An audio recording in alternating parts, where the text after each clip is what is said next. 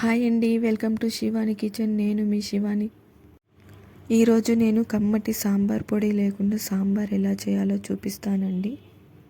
ముందుగా దీనికోసం 2 గ్లాసుల కందిపప్పు తీసుకోండి. దీన్ని శుభ్రంగా 2-3 సార్లు కడుక్కొని వాటర్ వేసుకొని నానబెట్టుకోండి. అలాగే ఇందులోకి నిమ్మకాయ సైజ్ అంత చింతపండుని తీసుకొని కడిగి నానబెట్టుకోండి. మనం ముందుగా కడిగి నానబెట్టుకున్న పప్పుని కుక్కర్లో వేసుకుందాం. అలాగే ఇందులోకి వాటర్ వేసుకుందాం. అంటే లీటర్ వాటర్ వేసుకున్నానండి నేను. అలాగే ఇందులోకి 1 టేబుల్ స్పూన్ ఆయిల్ వేసుకోండి. అలాగే ఇందులోకి 1/2 టేబుల్ స్పూన్ పసుపుని కూడా వేసుకోండి. పసుపుని వేసుకొని ఒకసారి ఇలా తిప్పండి. ఇప్పుడు కుక్కర్ మూత పెట్టుకొని స్టవ్ పై పెట్టుకొని స్టవ్ని మీడియం ఫ్లేమ్లో పెట్టి 8 విజిల్లు వచ్చే వరకు ఉడికించుకోండి.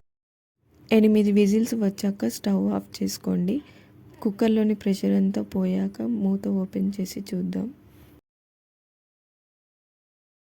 చూడండి పప్పు ఎంత చక్కగా ఉడికిందో. ఇప్పుడు దీన్ని స్మాషర్తో స్మాష్ చేసుకుందాం.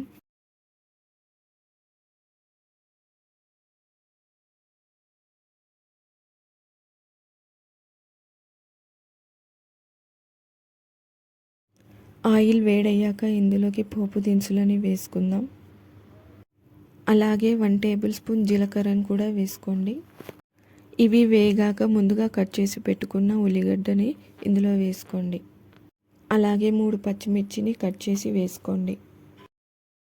వీటిని ఒకసారి కలుపుతూ ఫ్రై చేసుకోండి. ఉల్లిగడ్డలు వేగాక 1/2 టేబుల్ స్పూన్ పసుపు వేసుకొని ఒకసారి కలుపుకోండి. ఇప్పుడు ఇందులోకి ముందుగా కట్ చేసి పెట్టుకున్న క్యారెట్ ముక్కల్ని, టమాటో ముక్కల్ని, అలాగే కట్ చేసి పెట్టుకున్న ములక్కాయ ముక్కల్ని కూడా ఇందులో వేసుకొని ఒకసారి కలుపుకోండి. ఒక 5 నిమిషాల పాటు నూనెలో వేగనివ్వండి.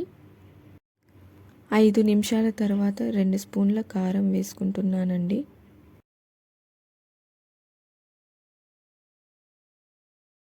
ఈ కారం అంతా ముక్కలకి బాగా పట్టేలాగా కలుపుకొని 2 నిమిషాల పాటు మగ్గనివ్వండి. ముందుగా కడిగి నానబెట్టుకున్న చింతపండు రసాన్ని ఇందులో వేసుకోండి. అలాగే 1/2 లీటర్ వరకు నీళ్ళను కూడా వేసుకుంటున్నాను. నీళ్లు వేసుకొని ఒకసారి కలుపుకోండి. ఇప్పుడు దీన్ని ముక్కలు 80% ఉడికే వరకు బాగా ఉడికించుకోండి. ముక్కలు 80% ఉడికాక ముందుగా స్మాష్ చేసి పెట్టుకున్న పప్పుని ఇందులో వేసుకుందాం. పప్పుని వేసుకొని ఒకసారి కలుపుకోండి.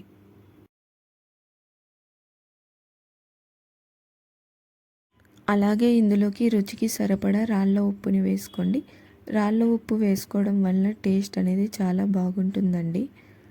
ఇప్పుడు దీన్ని 10 నిమిషాల పాటు బాగా మరిగించుకోండి. మనం ఇలా ఎక్కువసేపు మరిగించుకోవడం వలన సాంబార్ టేస్ట్ అనేది చాలా బాగుంటుందండి. 10 నిమిషాల తర్వాత ములక్కాయ ముక్క ఉడికిందేమో చూద్దాం. చూడండి, చాలా బాగా ఉడికింది. ఇప్పుడు దీన్ని స్టవ్ ఆఫ్ చేసుకొని మూత పెట్టుకొని పక్కన ఉంచుకోండి. సాంబార్ని మళ్ళీ తాలింపు వేసుకుందామండి. తాలింపు కోసం గిన్నె పెట్టుకొని 2 స్పూన్స్ ఆయిల్ వేసుకోండి. ఆయిల్ వేడయ్యాక 1 స్పూన్ జీలకర్రను వేసుకోండి.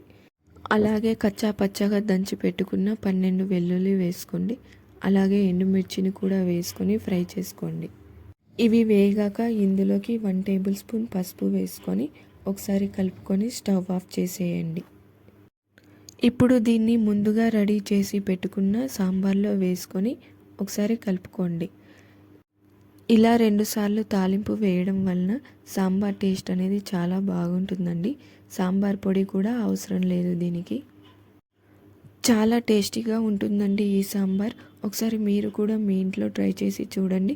అందరూ ఇష్టంగా తింటారు. ఒకసారి మీ పిల్లలకు పెట్టి చూడండి, వాళ్ళు చాలా ఎంజాయ్ చేసుకుంటూ తింటారండి. మా బాబు ఎంత ఇష్టంగా తింటున్నాడో చూడండి. Thank you for watching.